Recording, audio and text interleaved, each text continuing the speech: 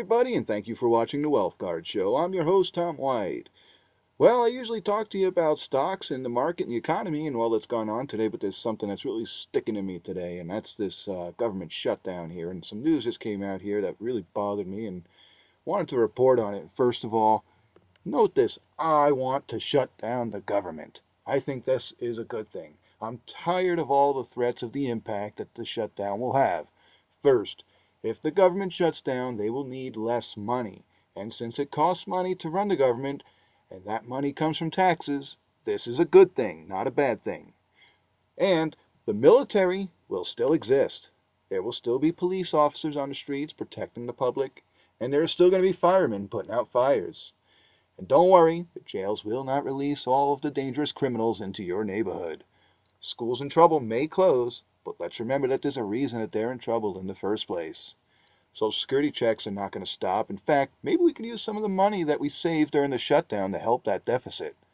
Your tax refund is not going to be affected. In fact, most people who are getting money back have already filed. They file early and get their money back early. The government will still collect taxes, though. Go figure. I would really like the post office to shut down for good. This one really bothers me. They don't need to be unionized, and they are losing money. I bet if the post office was privately run, they wouldn't need as many employees. And, well, you say that affects jobs, and of course that sounds bad. Well, no, those jobs are funded by taxpayer dollars, which means that it's already an obligation to the taxpayers. Cut those jobs, and you cut that obligation. And if you have to pay for unemployment, which is a whole other topic, you still don't have to pay for a losing entity like the post office, which costs a lot more than, well, their salaries. So sell the post office and make it private. This would be a big relief to taxpayers, as no more money would be sunk into a losing business. And if the post office makes money, the government will actually collect taxes, since they are private revenue then, which means the post office can make the government money, but only if the government gets out. Now, Obama has said that he does not support another short-term extension of government funding for the current fiscal year, and temporary funding runs out at midnight on Friday. A government shutdown, the first in 15 years, would ripple through an economy still recovering from the worst recession since the 30s. Obama urged both parties to compromise and said failure to reach an agreement would hurt the economy just as it was gaining momentum. Companies don't like uncertainty, he went on to say, and if they start seeing that suddenly we may have a shutdown of our government, that could halt momentum right when we need to build it up. Can you see the excuses being framed already? We all know that the economy is going to fall apart again, and the president is not going to let a good crisis go to waste.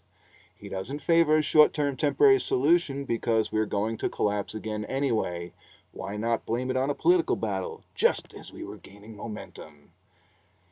He also said companies don't like uncertainty, and if they start seeing that suddenly we may have a shutdown at our government, that could halt momentum right we need to build it up. Well, I think production will actually go up. Imagine if all the licensing bureaus shut down and all the regulatory agencies shut down. Imagine what production could get done then.